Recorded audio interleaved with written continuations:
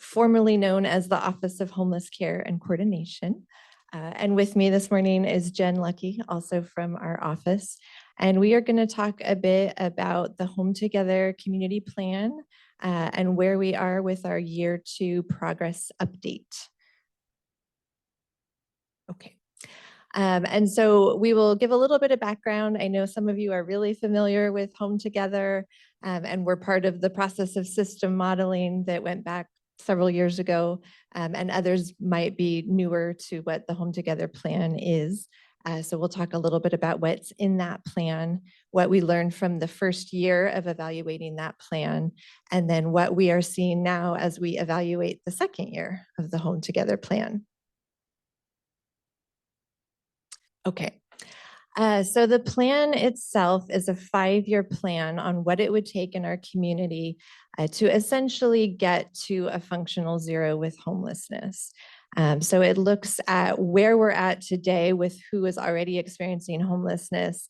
It looks at who we project, the numbers of who might become homeless and the pace at which we are exiting people to housing, and comes up with a model for the resources that would be needed to house everyone that would be homeless over this 5-year period. It has 4 overarching goals for the community. The first one is prevention, right? Preventing homelessness, looking at the inflow of who's becoming homeless year after year into our system, and what kinds of strategies and actions we can take to work on the prevention side. The second goal is connecting people to shelter and resources. As we know, it takes time to exit people to housing, and we don't have enough housing opportunities at the moment. So wanting to make sure that while people are experiencing homelessness, we are connecting them to the services that they need and the resources that are available. The third goal, no surprise here, is increase housing. That's what it's going to take to end homelessness, is to increase housing across the board, and not just one type of housing. We talk a lot about PSH in our community, but recognizing that there are many different types of housing pathways that would work for people. Not everyone needs that particular type of intervention. And then the fourth goal is around how we all work together. So even if we can bring in more resources to the system, we need a functioning system, right? We need to strengthen our communication, how we coordinate, how we make sure that people aren't falling through the cracks, how we have no wrong door, that type of thing, how we increase capacity for our CBO providers, for all of the staff that are working toward this. Oh no, you're good. So I want to say it was back in 2019, maybe. It was sometime before COVID that the community got together and started looking at what types of interventions does our community need and at what scale to have a housing pathway for everyone over a 5-year period. And so we did a process of system modeling, and we essentially looked at what are those exit pathways that we need to bring to scale. And so on the right-hand side, you'll see those pathways that we came up with. It includes, more supportive housing, housing for specific populations, like particularly our aging population, new dedicated affordable units. So this would be housing for people that don't need the intensive services ongoing necessarily, but they need the financial support, the subsidies ongoing. Shallow subsidies, so not everyone needs a full subsidy for housing. So some people could move into housing or keep housing that they currently have if they had a shallow subsidy, just a little bit of financial help to help ease that burden, and some more rapid rehousing. And so several of us in this room and many others worked on trying to estimate out, well, how many of each do we need? And how can we address race equity issues that we see prevalent in our community with these different types of housing pathways? A lot of interviews were done with people with lived experience. There was a great report that came out called Centering Race Equity and Homeless System Design, or I think that's the right title, that kind of laid out what we came up with during this system modeling. And so the Home Together plan is really an attempt to take all of those numbers and put it into action and really clarify the goals around how we work together and how we get this done. So on the right, you'll see the numbers of housing opportunities that are needed. So these are new resources that we need to bring into the system in order to get to that functional zero for homelessness. And on the left, we see the price tag. It's a pretty hefty one. And this is also not to say that after the 2.5 billion over 5 years that we're done, it's to say that's what it would cost right now between now and 2026 to get to this place of functional zero. And then ongoing, we need to have recurring funds to really maintain that system. And you can see kind of the breakdown. And this was really just based on the community's best estimates of what the costs are for these types of interventions, what it would take. And so this would be new resources that we're trying to bring into the system. And so a little bit, you'll see how we're doing with that, where we are financially with trying to bring in new funds. But this is kind of the framing of the overall plan of what it would take. So we implemented the plan in July 2022. Hi, Hannah. And each year we are doing an evaluation of where we're at with bringing on those new resources and meeting those financial goals. And so each year we look at a variety of data sources and a variety of different measures to gauge where we're at with the plan. So the first year of the plan was actually the fiscal year July 2022 through June of 2023. And that update or that year one evaluation was released and is on our website. And it looked at system measures from our homeless management information system. It took data from county departments and city departments in terms of the funding that is going to the county and the cities toward homelessness, as well as information from our service providers that are out there doing the work. It took all of that together and looked at the inventory, the new inventory that's been brought online, what activities have launched that really align with the Home Together goals, what new funding has come into the system, and then how the system is actually performing. So looking at some of our key system performance measures like number that are first-time homeless, returns to homeless, that type of thing. What we learned after that first year evaluation, which is probably not a huge surprise to most folks, but these key takeaways include we're serving more people than ever, partly because, of course, more people are becoming homeless, also because we're capturing more data than ever before that's being put into our homeless management information system on who's being served. And first-time homelessness or inflow into the system is outpacing our ability to exit people into housing. We also saw in that first year evaluation that the racial disparities that we saw during the system modeling work, that those persist. Those have not changed much over time, so it still looks very much similar today than what it did a few years ago.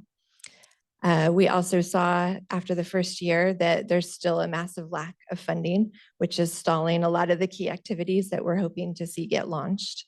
This one may have been a little bit surprising, although we sort of knew that a lot of the funding that comes in is one time. But just to measure it and look and say more than half of the funding that came into the homeless system was one-time funds.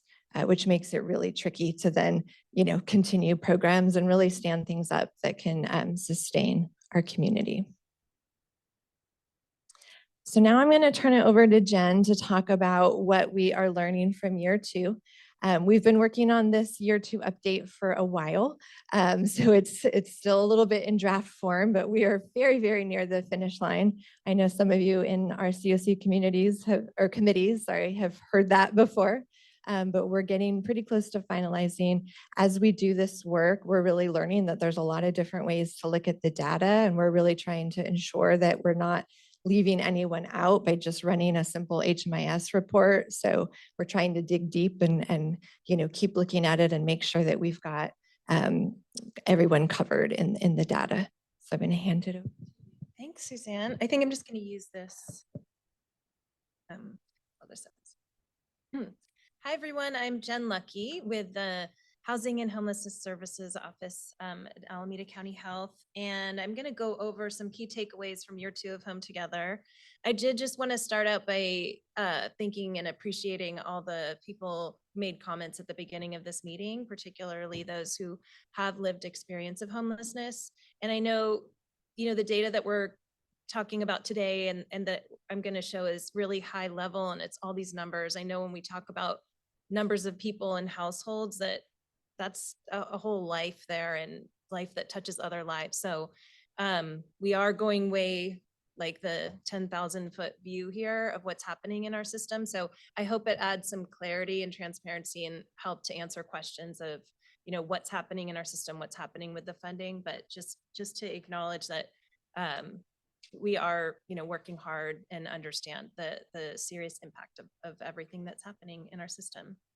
So with that, I'm sharing information about, that somehow the slides got a little bit, I don't know, the formatting got a little bit off, but hopefully you can still see this. But I'm sharing findings from data that was collected in fiscal year 22-23. So from July 1st, 2022 to June 30th, 2023. So our takeaway number 1, we really need to continue to and even increase the acceleration of exits to housing if we're going to bend the curve on homelessness. So the orange line that you see here is what we modeled in Home Together. So if we had that $2.5 billion, if we had 24,000 housing opportunities over these 5 years, then we modeled that we would get to that functional zero, where we would have enough resources to help anyone who comes into the system experiencing homelessness to exit. And then the purple line is where we are now. So even though in fiscal year 22-23, our second year of Home Together, we are housing more people than ever before, more than 1,200 people more than were housed in the previous year. So I over 4,000 people housed, which is a lot. We're still not bending that curve, and we still have a gap from where we want to be. We need more prevention. We need new housing opportunities in order to achieve that dramatic reduction in homelessness. And then while some system-wide outcomes do show improvement, we're still seeing racial disparities, and I'll go over the improvements. This slide here is just showing that homelessness continues to disproportionately impact people of color in Alameda, especially our Black and African American population, who represent more than half of the homeless population, 53%, but just comprise over 10% of the general population in Alameda County. And when we look at first-time homelessness, we see that still in the second year of Home Together, people who are disproportionately impacted by, or that are coming into our system at a disproportionate rate for new homelessness are Black, African American, American Indian, and people who are Native Hawaiian. So they're overrepresented compared to their representation in the general population where people are coming from when they're entering into homelessness. I know this graph there's a lot on here, but I'll try to go through and just talk through what the data is showing here. So related to that first takeaway, one of the improvements that we've seen, which is really huge, is that system-wide, we've seen a decrease in returns to homelessness from 18% at our baseline year of Home Together to 15% in fiscal year 22-23. The Home Together plan has a goal of getting to a rate of returns to homelessness of 9%. So we're still getting there, but that's great to see that our system has achieved a decrease as of our second year. And then the rates of returns to homelessness have decreased for people who are Black, African American, from 19.4% in the first year of the plan to 15.9% in the second year of the plan. We do see some groups where the rate of returns hasn't decreased, and in fact has increased. That is in particular, you can see here for people who are American Indian. Their rate of return is 19.7%, so that's above our 15% kind of system-wide rate. I will say that the population that we're looking at in returns is small each year. Like the number is between 4 and 7. So the numbers are hard to work with that. Some groups have a bigger number, bigger end than others. So the rates can vary year to year. All right, so moving on to our third takeaway, the total number of people that our homelessness response system is serving has continued to expand in the second year of our plan. In the second year, 14% more people were served in all programs and with services during fiscal year 22-23. So we served 24,547 people over the year, compared to just over 21,500 in the first year of the Home Together plan. So to meet the existing and future growing need in our system, we need more resources, we need to expand programs, but one finding that we have is that in the second year of Home Together, the funding for key programs decreased by nearly $19 million. I will say that in the first year of our plan, we were able to, we had a lot of money from our one-time infusion of COVID related, pandemic related funds. And that as that's going away, we're seeing a big decrease in funding.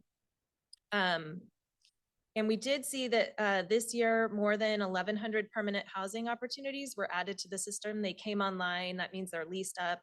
People are moving into those units and using those subsidies and opportunities. But just to note, the additions that we see this year are reflective of funding and investments made in previous fiscal years. So the fact that our funding for key programs is less this year, we will have to see how that's going to affect our outcomes in future years.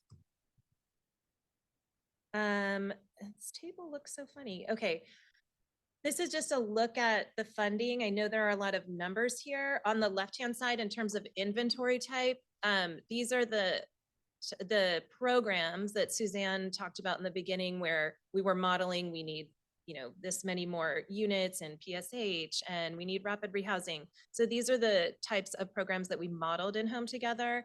And what I really want to point out is that in the first year, we had small funding gaps or achieved the target that we had set in Home Together for a lot of the categories. And in our second year, almost every category of housing and shelter program had a funding deficit compared to the target, the goal that we had set for year 2 in Home Together. And then if this, the numbers I just showed you were on the blue piece of the pie, the housing and shelter programs. But there, I wanted to just show here the entire funding for the system. And this is information that we collect from cities and from other partners from the county. So we could see that a total investments in the system, this includes those programs that we modeled, the housing and shelter programs, plus capital investments, plus other programs like street outreach, other prevention and administrative costs. The total investments in the system this year were $349.8 million. And we also have an update in terms of tracking inventory. So let's see where to start.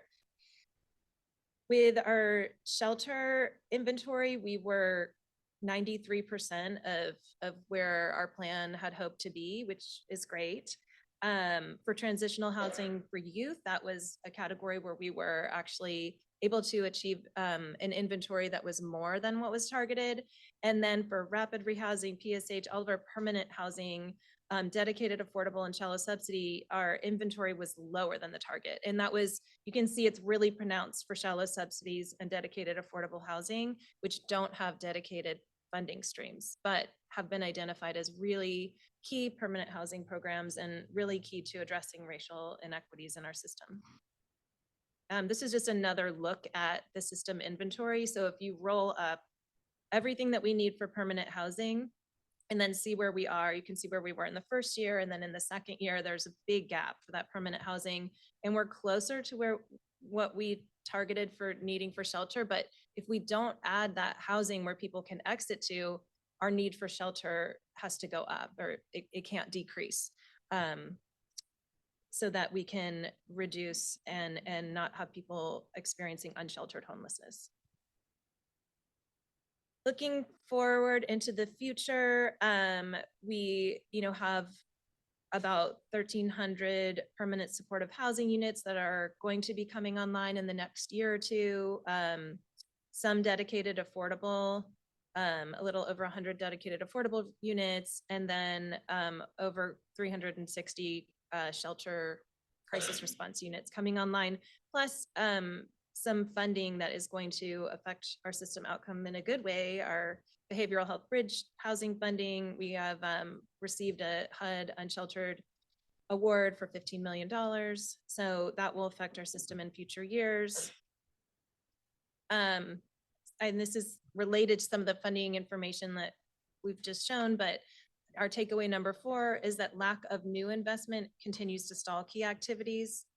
So those funding gaps existed for nearly all the inventory types that we are tracking as part of this plan. And then funding invested in some programs actually decreased between the first and the second year of the plan. And we saw that in rapid rehousing, for shallow subsidies, and for dedicated affordable. And then just again, we can't really decrease our need for shelter without adding more housing for people to exit into. And then it is important that we identify funding sources for that dedicated affordable and for shallow subsidies. Another look at just our funding picture, the bottom bars show in our first year, the dark red is the actual funding. We were much closer to meeting the target of actual funding needs in the year 1, and there's a bigger gap in year 2. You can see in year 5, this relates to what Suzanne had said, that $2.5 billion price tag isn't just, okay, 2.5 billion, then we're done. We would end up at about over $700 million as an operating budget for a system that's large enough to meet all the needs that we have. And then this is similar to one of the findings for year 1, that sustainable resources are a critical need. Suzanne mentioned that in the first year of Home Together, we found that over half of our funding was one-time funding. It's a little bit less, it's closer to 40% of our system is one-time funding this year, but still you can look at, various programs like any funds that go towards prevention or shelter beds, street outreach. I mean, a huge amount of those funds, even with permanent supportive housing, 34% of those funds are just one time. So then when new money comes into the system, has to fill in the gaps in order to maintain programs and ensure that people are able to stay housed. We, in the Home Together plan, address the needs of various special populations, and this year just have some data on 3 of those populations. One is veterans, who comprise 3% of the general population, and a similar percentage of people experiencing homelessness. In good news, in fiscal year 22-23, our system had enough housing opportunities, or the number of housing opportunities that we had matched the number of veterans that were on the housing queue. So we wish that would be for any population, but it's great to see that for veterans. For youth, ages 18 to 24, that represent just under 10% of the homeless population. We've seen a decrease or we've seen that the rates of returns for homelessness for youth is lower than the system-wide average. For older adults, who comprise just over a quarter of the total population served in our homelessness response system, the rate of return to homelessness is higher than the system-wide average, just pointing to the need to really target our housing and support programs to ensure that we can reduce those returns. So in conclusion, and maybe not too surprising, but in order to achieve dramatic reductions in homelessness and racial inequities, we need new and ongoing investments. We can see that we're seeing impacts from the investments in past years. I mean, housing thousands of people is an achievement. We've seen achievements in reducing returns to homelessness, et cetera. But if we want to see those more dramatic reductions, we need more significant new investments and ones that are sustainable and ongoing. And in the coming weeks, we will be so excited to share with everybody the final report with all the numbers and looking really pretty with graphics and everything. Excited to see, how the COC committees will be able to use this data to really shape their work and strategic planning throughout the year. And we'll also be able to look at the point in time count, which should be released in mid-May, to provide a comparative analysis, since the Home Together plan relies primarily on data from people enrolled in homeless system programs. And we'll be able to look at a different type of data capture with the point in time count. So I'm gonna stop there, and Chris, do we have any time for questions? Thank you.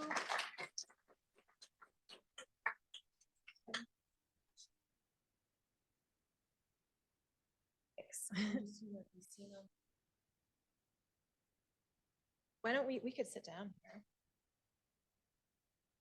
Just take a load off.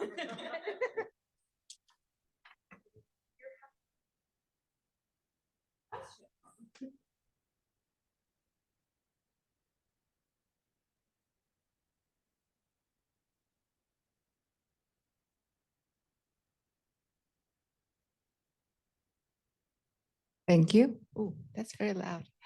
You had mentioned that the one-time funding was, slightly better this year. I think it went from 50 to 40%. Did I hear that right? And if so, can you speak to why that is specifically, and if you see that trend continuing?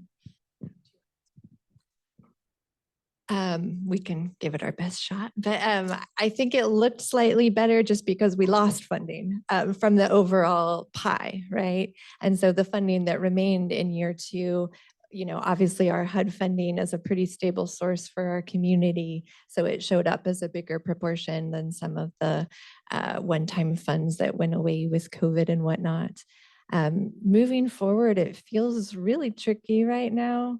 What the funding landscape is going to look like. I think we're all really worried about the state budget and just the proposed cuts and the lack of another round of HAP and, just all those things. And so I would suspect that, with the state, we're going to continue to have big challenges with lack of a sustainable source, and that we're going to be more reliant on HUD. And that's not to say that the federal funding is super guaranteed either, but just that it's been a more sustainable source for us all along. That's my best guess. I'll work on one, Vivian.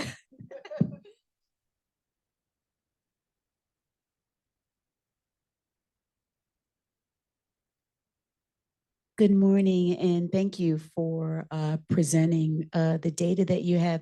Two questions. When you make reference to some of the funding sources, and there's reference to HUD, what source from HUD are we utilizing? And is the HAP, the county HAP? And I noticed in the report there's reference to other sources from HUD, but it doesn't say who the data is or which agency the data is coming from. And then can we is it the copy of the PowerPoint going to be available as this along with the report online? Thank you. Great questions.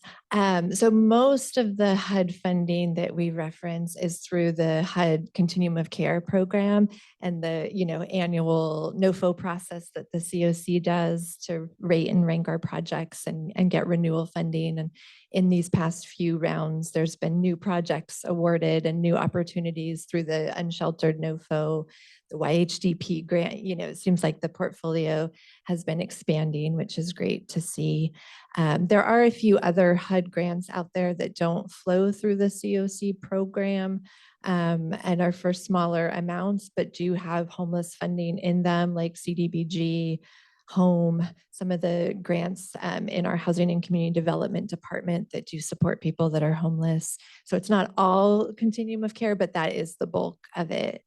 And then your question about the HAP funds, let me see if I get this right. We have 3 different allocations that come into our community. One is a county allocation, one is a continuum of care allocation, and then one for the city of Oakland. And the county administers the county and the COC allocations jointly as one grant. And those 2 amounts are roughly the same. So in past years with HAP, we've had about 12 or 13 million for each of for the county and the COC. So combined about 25 million. And then the city of Oakland has a grant. I don't know if Simone is in the room, but I think it's been around 27 million. So slightly higher than the county and COC.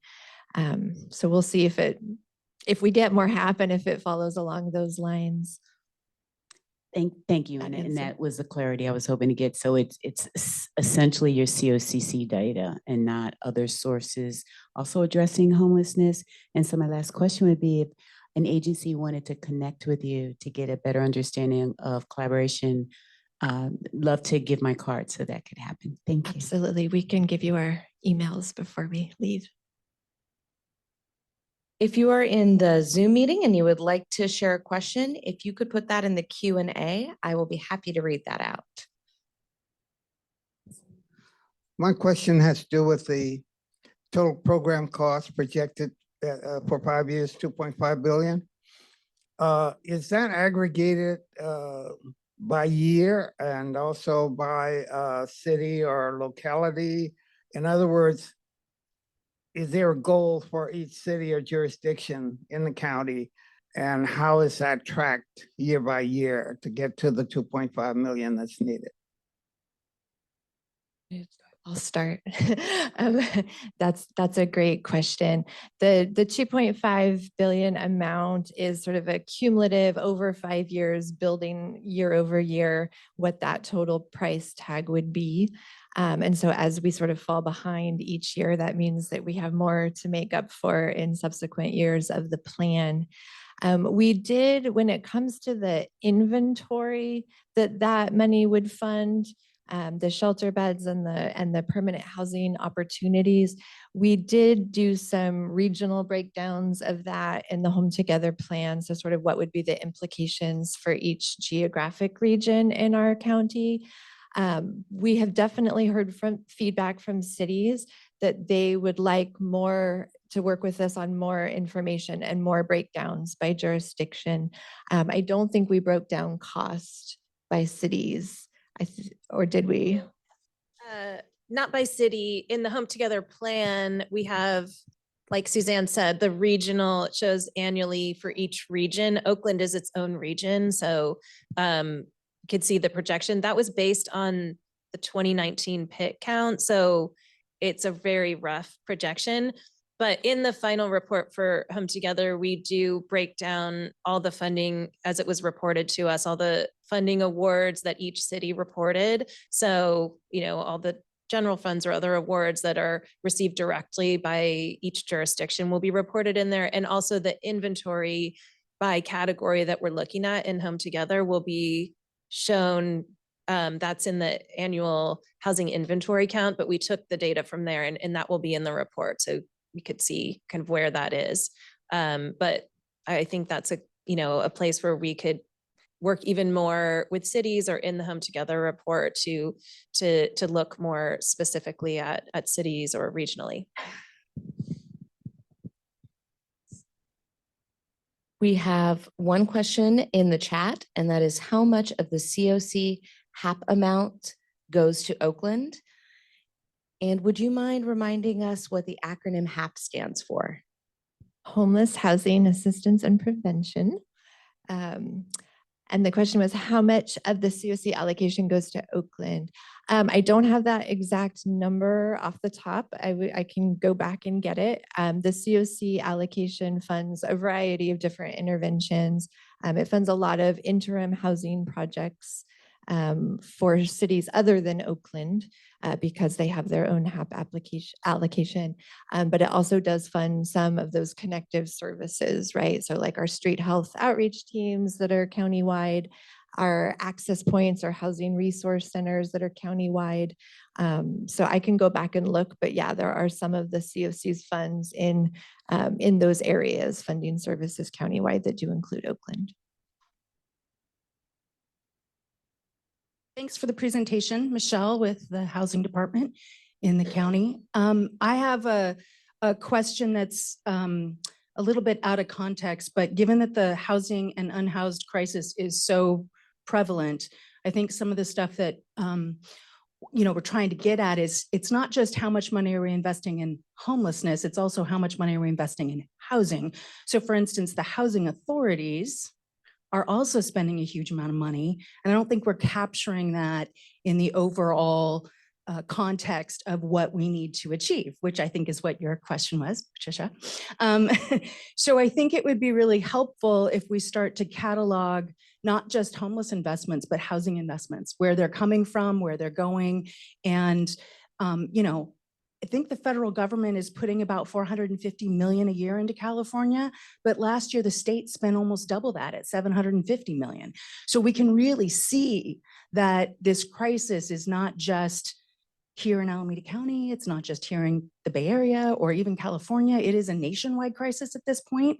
And partly that's because the feds are not spending the right amount of money. Thank you for that, Michelle. Yes. So we have one more question here, and we do have to move on, but obviously we have so much interest from the community, many follow-up questions. Where can they reach out if they have questions that they weren't able to ask here today? We can provide, I would say Jen and myself are the best place to start, and we can provide our emails to home base or whomever to get it out there to the community. Hi, everyone. My name is Ray. I'm with the YAB, the Youth Advisory Board in Alameda County, and I'm also part of some of the COC committees. I saw that you did the HAP funding, and then our Youth Advisory Board just came back from a retreat, just learning about the HAP funding and how it's not going to get funded. The governor didn't approve of it. I didn't hear you kind of speak about that, so I'm kind of interested if you had anything, like a comment or anything about it. And then second, the coordinated entry system as well. I didn't really hear too much about the youth involved in it, although a youth specific led coordinated entry is very vital because, being homeless, you don't just start off as an adult, you start off as a kind of like a child or underaged, at least under the age of 18 sometimes, or 18 to 26. And those are very vital years. So because of that, I didn't really hear too much about the youth. I just want to see if you guys have any data on how the youth will be affected in the future if this HAP funding doesn't get funded in total. And then how do we help our coordinated entry system with youth? Yeah, thank you. Great points. For the HAP piece with youth, yeah, there's been a youth set aside for HAP since the beginning. It started at 7% and then increased to 10% with later rounds. We've had 5 rounds of HAP since 2019, 2020. And each round for the county and COC has pretty much funded a year's worth of programming, including some of the youth programs that were launched there. And the governor did not put a next round for the budget for this next fiscal year. It still could show up next month. There's a little bit of hope. So the budget will be finalized in May. And so there's been a lot of advocacy to really encourage that they continue HAP funding. So we'll see what comes out in a few weeks. If there is more HAP, then it's pretty guaranteed that there will continue to be a youth allocation, recognizing its importance and impact. Without it, there's, I think, across the board and including the youth programming, things are going to be impacted pretty negatively. So we'll have to figure that out. The HAP Youth Funds have been also serving as match for the HUD YHDP grant. HUD requires that we provide 25% of other funds to go towards those activities. So we've been using the HAP to support some of the YHDP programming. So we're really, hopeful that something will come through. And then to your point about coordinated entry and youth, we don't really talk about coordinated entry in the Home Together plan. I think partly because the Home Together plan was really kind of a next phase in the system modeling, which was really focused not necessarily on system infrastructure and access and prioritization, but more just on inventory and resources needed. And that's kind of where it started. We're definitely learning as we go with these past few years that there's a lot of different things we could kind of integrate into Home Together and kind of build into one place. But for now, the COC has sort of a separate process to evaluate coordinated entry each year. And so it's kind of been working through that. But maybe, I don't know if there's anyone in the room that knows sort of where we are with the CE evaluation process, but absolutely, we want to make sure that we can get feedback on how best to integrate youth access and resources into CE.